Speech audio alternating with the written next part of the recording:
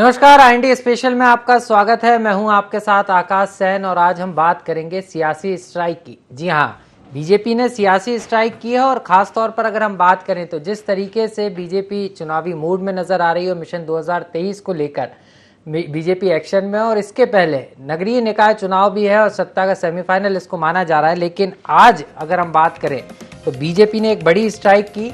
3 विधायकों ने आज बीजेपी का दामन थामा है। अगर हम बात करें संजीव कुशवाहा जो बसपा से विधायक थे, उन्होंने हाथी को सवारी को ना करते हुए बीजेपी का कमल जो है हाथ में थाम लिया है। इसके अलावा अगर हम बात करें तो सपा की साइकिल से उतरकर राजेश बबलू शुक्ला भी जो है अब बीजेपी के हो गए हैं। वहीं निर्दलीय विधायक राणा विक्रम सिंह ने भी बीजेपी को ज्वाइन किया है और मध्य प्रदेश के मुख्यमंत्री शिवराज सिंह चौहान और बीजेपी प्रदेश अध्यक्ष वीडी शर्मा ने तीनों ही विधायकों को बीजेपी की ज्वाइन कराई। इसके अलावा अगर हम बात करें तो बीजेपी ने अपने महापौर प्रत्याशियों के नामों का ऐलान भी कर दिया। मतलब जो कांग्रेस के तमाम आरोप थे उन पर भी बीजेपी ने स्ट्राइक करते हुए अपने प्रत्याशियों के नामों का ऐलान किया। हालांकि अगर हम बात करें तो 16 नगर निगमों में से सिर्फ 13 पर प्रत्याशियों का ऐलान हुआ है। ग्वालियर, रतलाम, ये वो सीटें हैं जिन पर अभी भी प्रत्याशियों का ऐलान नहीं हो पाया है। क्या कुछ कहा इसको लेकर बीजेपी ज्वाइन करते हुए विधायकों ने और मुख्यमंत्री शिवराज सिंह चौहान ने, सबसे पहले वो सुनते हैं।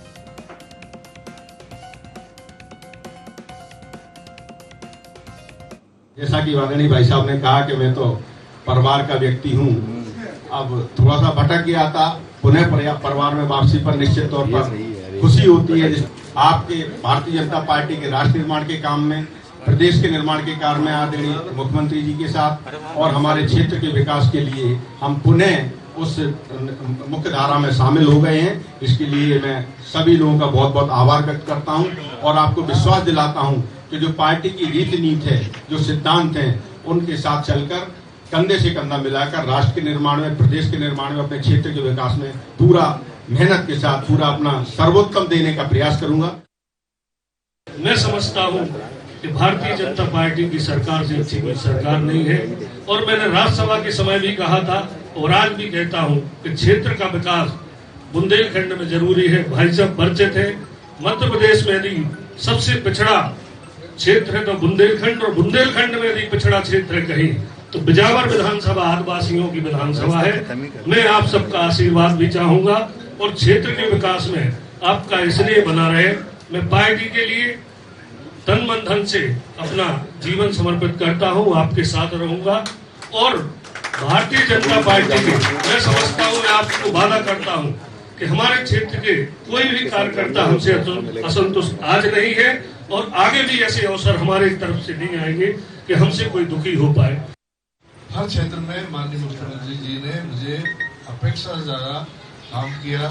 मेरे विधानसभा के चौमुखी विकास में कोई कसर नहीं रखी। मुझे बड़ी खुशी है कि आज मैं भाजपा परिवार का एक अंग बना हूं और आगे जो भी परिस्थिति हो भारतीय जनता पार्टी की नीति के साथ रहूंगा। भारतीय जनता पार्टी के मुखिया का, हमारे मुखिया माननीय शिवराज सिंह जी का जो भी आदेश होगा उसका सअक्षर पालन करूंगा।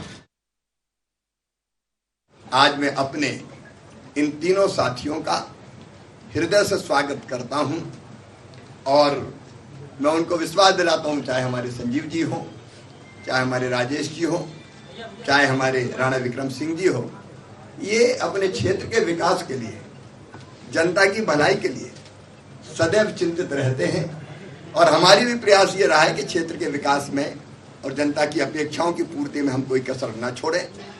आज वो भारतीय जनता पार्टी परिवार के सदस्य हैं। मैं पार्टी में प्रवेश पर उनका स्वागत करता हूं। अध्यक्ष जी के नेतृत्व में हम लोग काम करेंगे। सरकार के नाते जो अपेक्षाएं हैं क्षेत्र के विकास की, जनता के कल्याण की, वो निश्चित रूप से मैं अपनी तो जिंदगी का ही लक्ष्य है कि अधिकतम भलाई कैसे कर सके, तो मिलकर अधिकतम भलाई करने के और विकास करने के हम लोग प्रयास करेंगे। जो नाम प्रत्याशियों के महापौर के लिए जिनको स्वीकृति प्रदान की गई, ऐसे नामों का मैं आपके सामने उल्लेख कर रहा हूं। मुरैना नगर निगम के महापौर के प्रत्याशी के लिए श्रीमती मीना जाटव, सागर महापौर के प्रत्याशी के लिए श्रीमती संगीता तिवारी, भोपाल से भारतीय जनता पार्टी की वरिष्ठ हमारी नेता और लगातार एक कार्यकर्ता की भूमिका में जो भोपाल के अंदर रही हैं, पार्षद रही हैं, ऐसी श्रीमती मालती राय, ऐसे अभी 16 में से 13 महापौर प्रत्याशियों के नाम की आज मैं अभी घोषणा की है। मैं सभी प्रत्याशियों को बहुत बहुत शुभकामनाएं देता हूं। तो सीधे तौर पर अगर हम बात करें तो सियासी स्ट्राइक है और बीजेपी ने इस स्ट्राइक को किया है क्योंकि लगातार सवाल कांग्रेस की तरफ से उठ रहे थे, क्योंकि कांग्रेस पहले ही 15 सीटों पर नगरीय निकाय के लिए प्रत्याशियों के नामों का ऐलान कर चुकी है। हालांकि अभी भी एक सीट है रतलाम जिस पर कांग्रेस ने अपने प्रत्याशी के नाम का ऐलान नहीं किया है। तो वहीं बीजेपी ने भी जो है स्ट्राइक की, पहले 3 विधायक जो है अपने खेमे में शामिल कराए और उसके बाद अपने प्रत्याशियों के नामों का ऐलान किया। मतलब नगरीय निकाय के जो योद्धा हैं वो पार्टियों ने तय कर दिए हैं, लेकिन ये योद्धा किस तरीके से युद्ध लड़ेंगे और जनता के बीच जब ये पहुंचेंगे तो किस तरीके से जनता इनको प्यार देगी, ये समझना होगा। सीधे चलेंगे हमारे भोपाल ब्यूरो चीफ संदीप मिश्रा के पास, उनसे समझेंगे। संदीप, कैसे देख रहे हैं बीजेपी की सियासी स्ट्राइक इसको कहा जा रहा है? क्योंकि अगर हम बात करें तो पहले 3 विधायक बीजेपी के खेमे में पहुंचते हैं और उसके बाद प्रत्याशियों के नामों का ऐलान। बिल्कुल, देखिए आकाश, अगर हम बात करें तो आज का दिन भारतीय जनता पार्टी के लिए बहुत बड़ा दिन है। 3 विधायकों को भारतीय जनता पार्टी ने अपने खेमे में किया है, जो एक सपा बसपा और एक निर्दलीय विधायक हैं। ये अगर हम बात करें तो ये जो विधायक आए हैं तो कहीं न कहीं राष्ट्रपति चुनाव के नजरिए से अगर बात की जाए तो बहुत बड़ा यहाँ पर कहीं न कहीं एक बड़ी कामयाबी हासिल की है भारतीय जनता पार्टी ने, क्योंकि राष्ट्रपति चुनाव में ज्यादा से ज्यादा विधायकों की आवश्यकता है और इन विधायकों के आने के बाद जो कॉलम है भारतीय जनता पार्टी का तो अब 130 हो गया है मध्य प्रदेश में। अभी तक 127 विधायक थे भारतीय जनता पार्टी के और अब इन 3 विधायकों को मिलाते हैं तो 130 हो चुका है। उसके अलावा अगर हम बात करते हैं महापौर के उम्मीदवार को लेकर तो लगातार 4 दिनों से कहीं न कहीं मंथन चल रहा था। एक मजबूत कैंडिडेट उतारने के लिए सभी जगहों, सभी नगरीय निकाय क्षेत्रों में मजबूत कैंडिडेट देने की कवायद चल रही थी और पार्टी के समर्पित कार्यकर्ता को टिकट देने की बात हो रही थी और यही कारण रहा कि लगातार कहीं न कहीं पार्टी में मंथन का दौर चलता रहा। पार्टी कोर ग्रुप की लगातार 2 दिन तक बैठकें चलती रही और कहीं न कहीं यहाँ पर वरिष्ठ नेताओं के दबाव भी देखने को मिले। अलग अलग नेताओं ने अपने अपने नाम सौंपे थे और यही कारण था कि करीब 4 दिन लग गए भारतीय जनता पार्टी को नाम तय करने में। संदीप 4 दिन जरूर लग गए, लेकिन अगर हम बात करें तो इंदौर की अगर हम बात करें या ग्वालियर की बात करें या रतलाम की, और खास तौर पर ग्वालियर में माया सिंह का नाम चल रहा था, यहां पर सहमति नहीं बन पाई, तो इन 3 सीटों पर क्या लग रहा है, अब क्या स्थिति रहने वाली है? देखिए, इंदौर, ग्वालियर और रतलाम की बात करें तो पेंच तो फंसा हुआ है आकाश अभी भी, क्योंकि अगर हम बात करें तो ज्योतिरादित्य सिंधिया ने भी नाम दिया है, माया सिंह की भी जो बात हो रही है उनका भी नाम चल रहा है और वहां से एक और नाम है, 3 नाम ग्वालियर से दिए गए हैं, उसको लेकर लगातार मंथन चल रहा है। कुछ इसी तरह से इंदौर की भी बात है, इंदौर में भी 3 नामों पर बात चल रही थी और अभी तक वहां पर सहमति नहीं बन रही है। रतलाम में कुछ इसी तरह से स्थितियां फंसी हुई है, नाम है इंदौर में संदीप जी? तो कहीं न कहीं अभी यहाँ पर उलझन है। देखिए, 3 नाम दिए गए हैं भारतीय जनता पार्टी के, जिसमें कि विधायक का भी नाम शामिल है। तो फिलहाल भारतीय जनता पार्टी अपनी तरफ से लगातार इन पूरी उलझनों से निपटने की कोशिश कर रही है ताकि जो असंतोष की स्थितियां हैं वो भी न बनने पाए। जो प्रॉपर पार्टी के कार्यकर्ता हैं वो भी पार्टी में संतुष्ट होकर के लगातार क्या विधायक पर दाव लगाने की भी तैयारी है? क्योंकि इंदौर भी महत्वपूर्ण सीट है। अगर हम बात करें तो स्वच्छता में नंबर 1 इंदौर है और ऐसे में हमने देखा पिछली बार मालिनी गौड़ को मौका दिया था, वो विधायक भी हैं और महापौर भी चुनकर आई।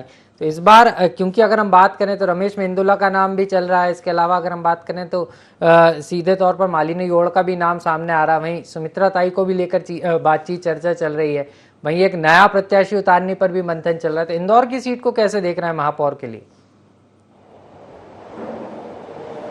देखिए, महापौर की बात लगातार चल रही थी, लेकिन अब भारतीय जनता पार्टी ने खुद पहले ही खुलासा कर दिया था कि अब विधायकों को टिकट नहीं दिया जाएगा, यानी कि अब नया चेहरा ही इंदौर से भी उतारा जाएगा भारतीय जनता पार्टी से। अब इसमें कोई ज्यादा संदेह नहीं।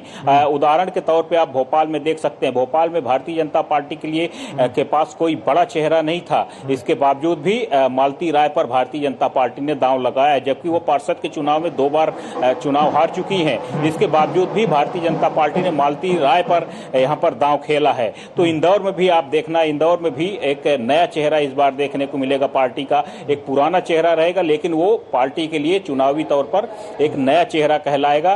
तो चलिए, मतलब संदीप आप ये कह रहे हैं कि विधायक को मौका नहीं, किसी कार्यकर्ता को पार्टी मौका देगी, मतलब नया चेहरा हो सकता है। हालांकि संगठन से होगा, इस तरीके की बात भी हो रही है, लेकिन देखते हैं कि यहाँ से किसको मौका मिलता है। लेकिन ये साफ है कि 13 योद्धाओं का जो है यहाँ पर बीजेपी ने ऐलान कर दिया है, तो वहीं स्ट्राइक भी किया और इस स्ट्राइक के जरिए 3 विधायकों को भी अपने खेमे में बीजेपी ने शामिल कर लिया। बहुत बहुत शुक्रिया संदीप, हमसे जानकारी साझा करने के लिए। हमारे भोपाल ब्यूरो चीफ थे संदीप मिश्रा, जो जानकारी हमसे साझा कर रहे थे और चर्चा को विस्तार देंगे। मेरे साथ संदीप पौराणिक जी भी जुड़ गए हैं, वरिष्ठ पत्रकार हैं।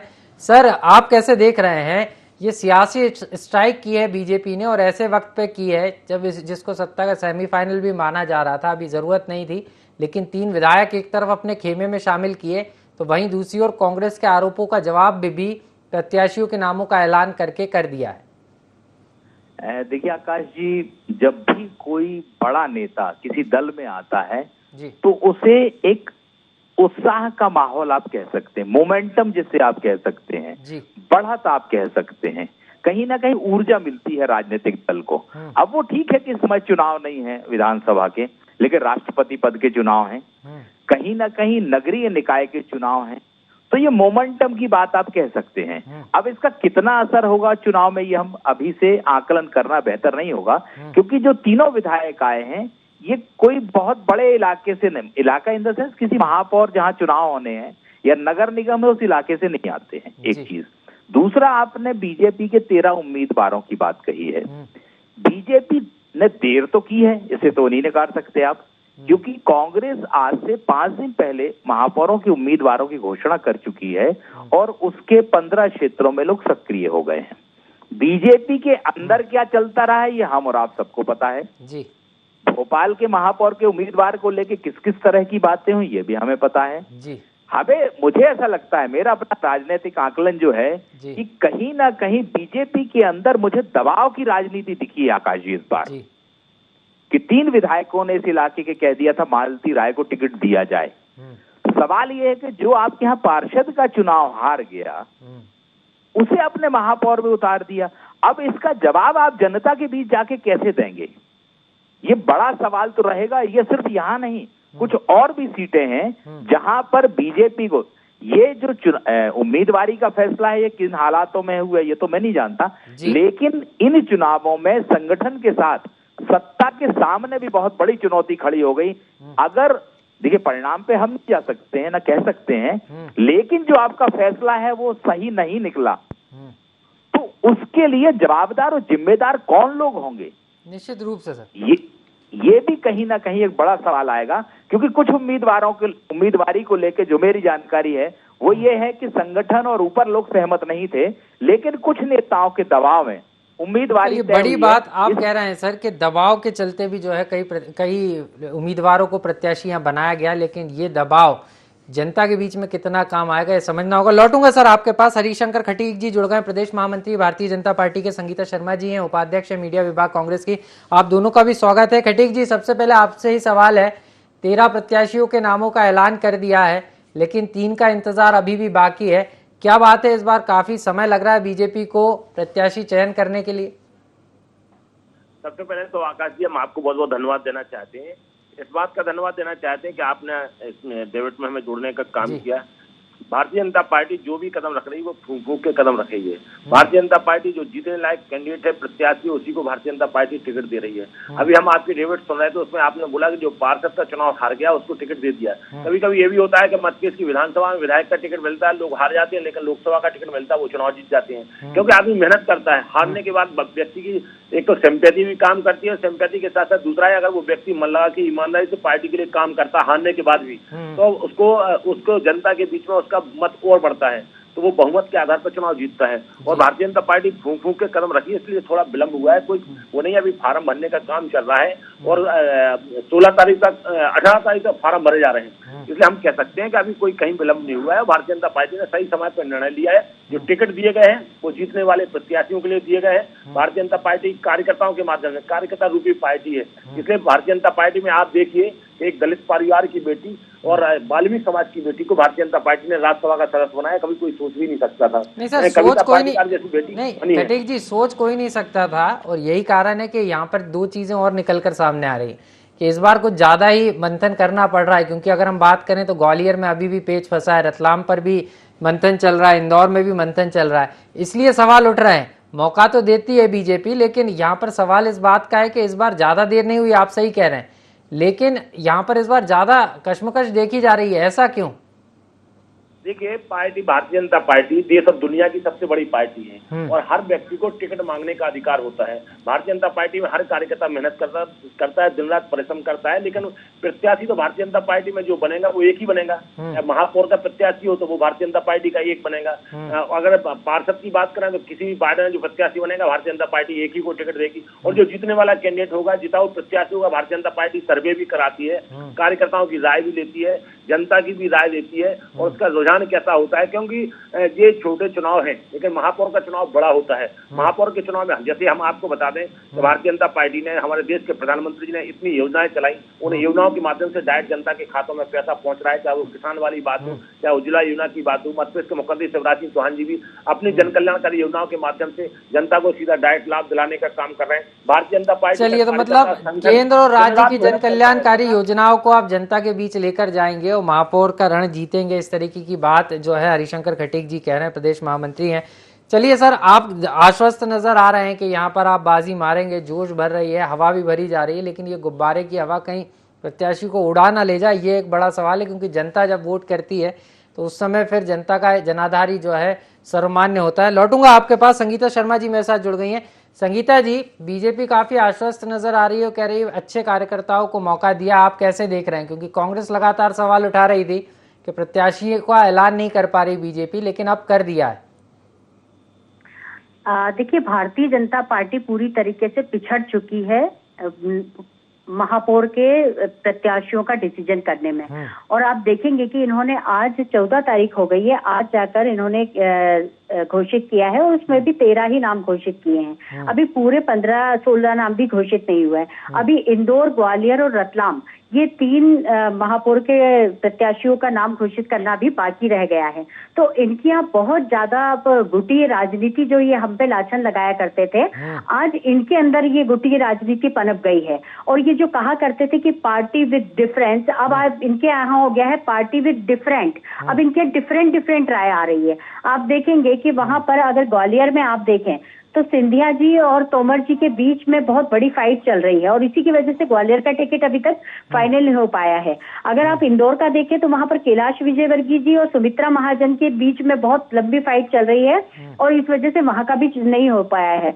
और रतलाम में भी आप देखें तो ये आपस में ही एक नहीं हो पा रहे हैं। और जो बार बार ये कहा करते थे कि ये कांग्रेस पार्टी एक नहीं है, एक मत नहीं है, एक राय नहीं है, आज भाजपा के अंदर ना तो एक मत है, ना एक राय है और ना ये एक साथ मिलकर सबकी डिफरेंट राय हो गई है। और इसी वजह से ये अभी तक डिक्लेयर नहीं कर पाए थे। खैर, हमारे लिए तो बहुत अच्छा है जो इन्होंने कैंडिडेट दिए हैं, वो हमारे लिए तो काफी अच्छे हैं। ऐसे ऐसे कैंडिडेट दिए हैं जो हमारे कांग्रेस के जितने भी पार्षद उम्मीदवार हमने जो घोषित किए हैं, अगर आप देखेंगे तो वो सारे हमारे मजबूत दावेदार हैं और ये मजबूत दावेदार जीत हासिल करके दिखाएंगे। तो हम तो शुरू से ही कह रहे थे कि भारतीय जनता पार्टी पिछड़ गई है और भारतीय जनता पार्टी अपने अच्छे उम्मीदवार नहीं उतार पाई है। ये तो बात बीजेपी की हुई संगीता जी, लेकिन समझना मैं ये भी चाह रहा था, आप जिस तरीके से कह रही हैं आरोप लगा रही हैं, आप कह रही हैं कि आप भी आश्वस्त हैं, अच्छे कैंडिडेट चुनावी मैदान में उतारे हैं, लेकिन बात इसकी भी है कि रतलाम में कांग्रेस में भी पेच फंसा है। और आपको लग रहा है क्या भोपाल से जिस तरीके से बीजेपी ने मालती राय जी को टिकट दिया है तो उससे क्या कांग्रेस को वॉकओवर मिल गया, ऐसा भी लग रहा है क्या आप?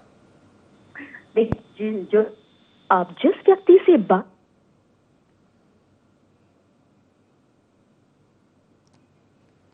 लगता है हमारा संगीता जी से संपर्क टूट गया है। दोबारा हम जुड़ने की कोशिश करेंगे। संदीप मिश्रा जी के पास चलेंगे, हमारे भोपाल ब्यूरो चीफ हैं, उनसे जुड़ेंगे दोबारा से। संदीप पौराणिक सर मेरे साथ लगातार बने हुए हैं। सर, आप कैसे देख रहे हैं जिस तरीके से नए कैंडिडेट, नए चेहरे निकल कर आए हैं कई जगहों पर, और आप इस बात का जिक्र भी कर रहे थे कि आने वाले समय में ही पता चलेगा, लेकिन अगर हम भोपाल की बात करें, हाई प्रोफाइल सीट है और आप भी कह रहे हैं कि दबाव के चलते मालती राय जी को मौका दिया गया है, लेकिन दबाव अपनी जगह, लेकिन अब वो प्रत्याशी बन गई हैं। तो ऐसे में अगर सभी नेता एक साथ नहीं आते हैं तो कहीं ना कहीं बीजेपी के लिए परेशानी बन सकती है यहाँ पर। देखिए आकाश जी, मेरा अपना व्यक्तिगत मानना यह है कि बीजेपी चुनाव मिलकर लड़ती है। उम्मीदवार को आप ये कह सकते हैं कमजोर या मजबूत की बात, लेकिन ये बात सही है कि मालती राय 2 बार चुनाव हारी हैं। पार्टी में जो चल रहा था, जो हम लोगों तक खबर है, उस आधार पर मैंने कहा कि दबाव की भी बात आई है। अगर बीजेपी में गुटबाजी रहती है आकाश जी, और भोपाल का चुनाव एकजुटता से नहीं लड़ा जाता है और नुकसान होता है तो नुकसान पूरी पार्टी का माना जाएगा। मुझे ऐसा लगता है कि कहीं ना कहीं बीजेपी को एकजुटता के साथ ये चुनाव लड़ना पड़ेगा, क्योंकि 3 विधायकों ने, नाम नहीं ले सकता मैं, लेकिन 3 विधायकों ने दबाव बना के टिकट के लिए बात की थी, क्योंकि पार्टी चाह रही थी, जो भी हम लोग तक खबर आई, पार्टी एकदम नया चेहरा, जो हो सकता पार्षद नहीं हो, दूसरी जगह से हो, उसे मैदान में लाने की कोशिश चल रही थी। सिर्फ भोपाल ही नहीं, और जगह भी ऐसा हुआ है कि जहां नए चेहरों को मौका देने की बात थी। हरिशंकर जी कह रहे थे सुमित्रा जो वाल्मीकि हैं राज्यसभा में भेजी गई हैं, उम्मीद यही थी कि बीजेपी इसी तरह के चौंकाने वाले चेहरे लाएगी सामने, लेकिन वैसा नहीं हुआ। इसलिए तरह तरह के सवाल उठ रहे हैं और कहीं ना कहीं अंदर खाने जो कुछ हुआ है उसकी बातें भी बाहर आ रही हैं। अंदर खाने जो कुछ हुआ है उसकी बातें बाहर आ रही, लेकिन जनता अब इन कैंडिडेट्स को कितना प्यार देगी ये भी समझना होगा। हरिशंकर जी, आपसे समझना चाह रहा हूं सर, प्रत्याशियों के नामों का ऐलान तो हो गया, चौंकाने वाले नहीं आए, लेकिन अब परिणाम चौंकाने वाला है। इस तरीके की कोशिश होगी बीजेपी की, क्योंकि प्रत्याशियों के नामों का ऐलान हो गया। अब क्या स्ट्रेटेजी रहने वाली? देखिए, हम आपको बताने आकाश जी कि भारतीय जनता पार्टी में जो प्रत्याशी घोषित किए गए हैं वो भारतीय जनता पार्टी के हमारे श्रेष्ठ, ज्येष्ठ और वरिष्ठ जो हमारे हैं उनके माध्यम से एक्सरसाइज करके वो किए गए हैं। उसमें कार्यकर्ताओं से राय भी ली गई होगी, सर्वे ओपन रूप से सर्वे भी कराया गया होगा। सर्वे के साथ साथ उसमें देखा गया कि व्यक्ति विनिंग कैंडिडेट है, ये चुनाव जीत सकता है, उसी को भारतीय जनता पार्टी ने टिकट दिया है। हमारे प्रदेश अध्यक्ष जी बहुत निष्पक्ष काम करते हैं, मुख्यमंत्री शिवराज सिंह चौहान जी भी निष्पक्ष काम कर रहे हैं। जो जीतने वाला कैंडिडेट होगा और जो पूरी चयन समिति है, उस जो चयन समिति ने निर्णय लिया है वो हम सब लोगों के लिए बहुत सौभाग्य की बात है और सबसे सर्वे के आधार पर हुआ है। दूसरा, हम आपको बता दें कि इसमें सबसे पहले प्रत्याशी की जो छवि होती है, प्रत्याशी की छवि सबसे पहले होना चाहिए, उस छवि के आधार पर टिकट दिया गया। दूसरा, केंद्र एवं प्रदेश सरकार की योजनाओं का लाभ जो जनता को दिया जाना है या दिया जा रहा है, उसको भी हम हितग्राही मूलक जो योजना है उसके माध्यम से हमारे कार्यकर्ता घर घर जाएंगे और बताएंगे कि केंद्र सरकार की योजना के माध्यम से लाभ दिया जा रहा है, ये प्रदेश सरकार के हमारे मुख्यमंत्री के द्वारा। आपकी बात सर आ गई, आप तमाम जन कल्याण की कार्य योजनाओं को लेकर जनता के पास पहुंचेंगे। संगीता जी से भी अंतिम कमेंट ले लेता हूं। संगीता जी, 10 सेकंड में चाहूंगा आपसे कमेंट कि किस तरीके से आप चुनावी मैदान में जाएंगे, क्योंकि तस्वीर साफ हो गई है, कौन आमने सामने स्पष्ट हो गया। आप क्या तैयारी? देखिए, हमारी एक ही तैयारी, हम विकास के मुद्दे पर जाएंगे। प्रदेश के अंदर महंगाई बढ़ रही है, भ्रष्टाचार बढ़ रहा है, बिजली, पानी, सड़क जैसी समस्याएं जनता के सामने हैं, बेरोजगारी जैसी समस्याएं हैं और महंगाई सबसे बड़ी समस्या है। हम इन समस्याओं को लेकर जनता के बीच में जाएंगे और हमने लगातार जनता के बीच में इस तरीके से कार्य किया है और भारतीय जनता पार्टी की जन किया है। संगीता जी, बहुत बहुत शुक्रिया। माफी के साथ आपको रोक रहा हूँ, आप तीनों मेहमान हमारे साथ कार्यक्रम में जुड़े, आपका बहुत बहुत आभार, धन्यवाद। तो ये साफ हो गया है कि अब बीजेपी जो है एक्शन मोड में है। यहाँ पर सियासी स्ट्राइक भी हुई है, लेकिन इस सियासी स्ट्राइक का किसको कितना लाभ मिलेगा ये देखना महत्वपूर्ण होगा। लेकिन समझना होगा कि मिशन 2023 के पहले एक तरफ बीजेपी ने 3 विधायकों को अपने साथ जोड़ लिया, तो वहीं मेयर प्रत्याशियों के नामों का ऐलान भी कर दिया, जो साफ तौर पर बता रहा है कि जो महापौर और नगरीय निकाय चुनाव का जो रण है वो किसी सेमीफाइनल से कम नहीं होने वाला, लेकिन इसको कौन विजय हासिल करेगा इसमें देखना बेहद दिलचस्प होगा। IND स्पेशल में इतना ही, मुझे दीजिए इजाजत और आप देखते रहिए IND 24। नमस्कार।